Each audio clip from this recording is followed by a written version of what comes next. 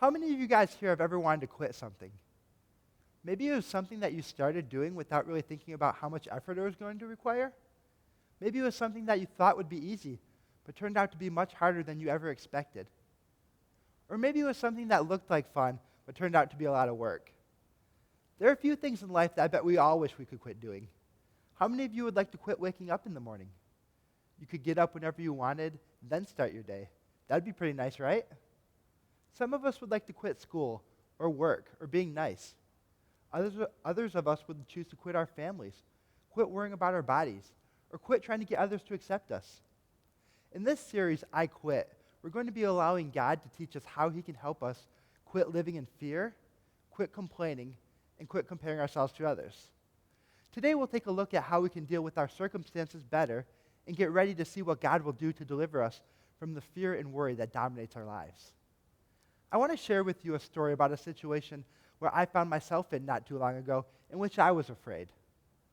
This situation took place when I was living in El Paso and had gone to Mexico for the weekend to visit some friends. I ended up taking a bus to get home, and even though it was about 3 o'clock in the morning, my house was only about a 20-minute walk from the bus station, so I decided to walk home. Now, I lived in a pretty rough area of the city, and when I say pretty rough, I mean this isn't the type of place you go on a nice leisurely stroll. Pretty much unless you lived there or you were looking for drugs, you had no reason to be there. But it was late enough to where I didn't think anyone would be out and about. However, I was wrong. About halfway through my walk home, 3 guys spotted me and began to follow me. As they continued to get closer to me, I knew I had to make a decision. Now remember, I was coming home from visiting friends for a weekend, so I was carrying my laptop, my iPod, my cell phone, and my passport. Now I could try to run and escape with a beating and probably escape with all my stuff too, or I could try to fight and defend myself. My fight or flight instincts were completely on edge. Right as the guys were getting within reaching distance, I took off. I ran as fast as I could, and I didn't look back. After about 30 seconds of running, I heard the guys start shouting things in Spanish. At that point, I assumed they gave up, but I kept running all the way until I was home.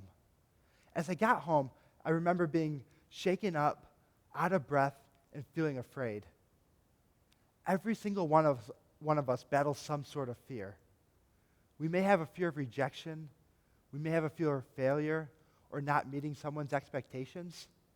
We could feel the wrath of a parent, loneliness, or feeling out of control. We might even fear a dark secret being exposed, or that God won't actually come through for us. In any of these fears, the more we feed the fear and the more we listen to that fearful voice, we can feel a sense of immobilization. We could feel unable to breathe, think, speak, act, or function. You may feel crippled by what might happen instead of pursuing God's dream for your life. Or maybe like me, you get scared and you take off running. You run because you don't know what will happen if you stay. You run because running is easier than staying and dealing with the situation that scares you to death.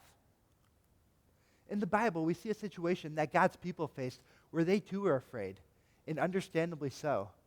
The situation arose after Moses convinced Pharaoh to let all the Jewish people who were his slaves go free. Now, once all the slaves were gone, Pharaoh changed his mind and decided that he wanted his slaves back. This is the reaction of the Jewish people when they see Pharaoh coming to get them. As Pharaoh approached, the Israelites looked up, and there were the Egyptians marching after them. They were terrified and cried out to the Lord. Now we have to understand that the Israelites were surrounded on every side.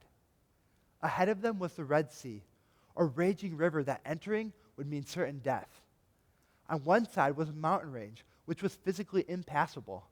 To the other side was an army encampment, which would surely not offer a warm welcome. And behind them, the Egyptians. And returning to Egypt would mean returning to slavery. The Israelites are surrounded by fear. There's nowhere to run. Their response is to shut down, to miss opportunities, and make crazy decisions, and to look for the quick fix. However, look at what Moses says to the people. Moses answered the people, "Do not be afraid. Stand firm, and you will see the deliverance the Lord will bring you today. The Egyptians you see today, you will never see again. The Lord will fight for you. You need only to be still.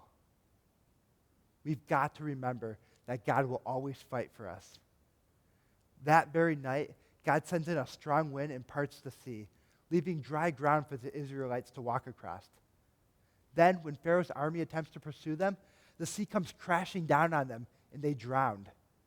This is the reaction of the Israelites after God rescues them.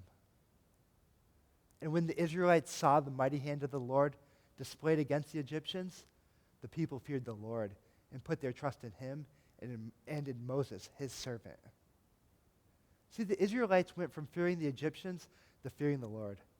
But the fear they had for God was a different type of fear. It was a fear that involved them putting their trust in God. It was a fear that involved knowing that God could and would protect them.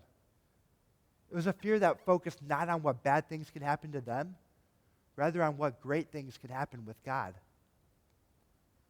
I want to share with you guys a story about a man who was going on a camping trip. And this camping trip he was going on was in Georgia. And Georgia has a lot of caves and caverns that you can go exploring into. Well, this man was with some friends, and they started to explore this cave. The man was leading the way, and his friends were following behind him. Now, they were about 2 miles underground, and they were crawling through some pretty tight passages where they came to this spot. And in this spot, there was nothing but a wall in front of them.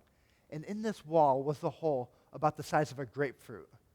And the man started to panic. What was he going to do? He probably couldn't even fit his head into this hole. So he found himself there, lying on his stomach, walls on both sides of him, a tiny little hole in front of him, and his friends blocking the way behind him. The man felt completely surrounded. He was stricken with fear. But then the man stopped for a second, and he felt something inside of him say, "Turn over and look up." And when he did that, he discovered that there was a hole just big enough for him to climb up into. See, just like the Israelites, this man was surrounded on all sides, and he felt like he was trapped with nowhere to go. But the man looked up and found a way out. What if instead of shutting down and being terrified, the Israelites would have looked up to God? Maybe then they would have been able to see their situation for what it really was. Maybe then they would have been able to see that God would deliver them in such a way that no one could question who it was that rescued them. In such a way that no one could question who is all-powerful and in control. In such a way that would be undeniable that they were his people. What are you surrounded by? What has you crippled in fear, unable to move where God wants you? What if we began to trust God in all situations? What if we lived like that, like God was on our side and he was there to protect us? If we refuse to let fear immobilize us, then we will be able to constantly move where God is moving. Then we will be able to see our situations for what they really are.